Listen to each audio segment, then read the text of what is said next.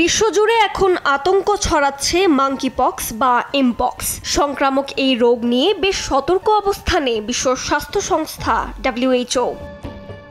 মধ্য ও পূর্ব আফ্রিকায় এই ভাইরাসের প্রকোপ মারাত্মকভাবে বৃদ্ধি পেয়েছে।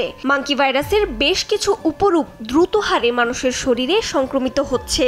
সেই কারণেই চিন্তা বাড়ছে চিকিৎসক ও বিজ্ঞানী মহলে।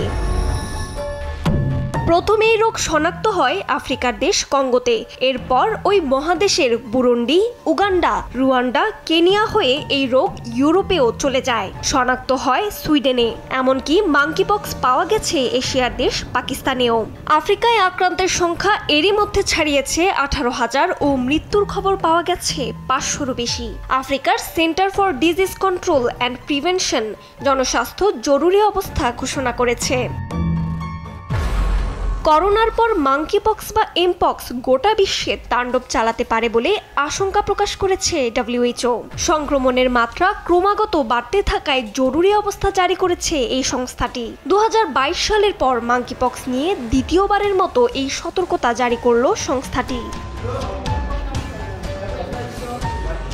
তাৎক্ষণিকভাবে ব্যবস্থা না নেয়ার ফলে এই ভাইরাসটি দ্রুত ছড়িয়ে পড়ছে এবং মহামারী আকার ধারণ করবে বলে আশঙ্কা করছে চ্যাথাম হাউসের গ্লোবাল হেলথ প্রোগ্রামের সহযোগী ডক্টর এভেরে ওকেরেকে।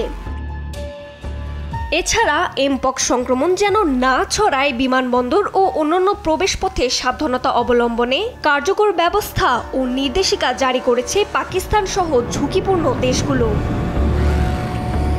এদিকে বিশ্বব্যাপী জনস্বাস্থ্য জরুরি ঘোষণার পর এমপক্স ভ্যাকসিনের উৎপাদন বৃদ্ধি এবং সুষ্ঠু সরবরাহ নিশ্চিত করতে আন্তর্জাতিক স্বাস্থ্য সংস্থার সাথে কাজ করার পরিকল্পনা করছে Danish biotech firm Bavarian Nordic. এর মাঝে যুক্তরাষ্ট্র কঙ্গোকে 50,000 ভ্যাকসিন বিনামূল্যে সরবরাহ করেছে। তবে যথাযথ তদারকি না করার ফলে পরিস্থিতি নিয়ন্ত্রণের বাইরে চলে যাওয়ার শঙ্কা করছে আঞ্চলিক স্বাস্থ্য বিশেষজ্ঞরা। রজনী রহমান, নিউজ ডেস্ক, দেশ টিভি।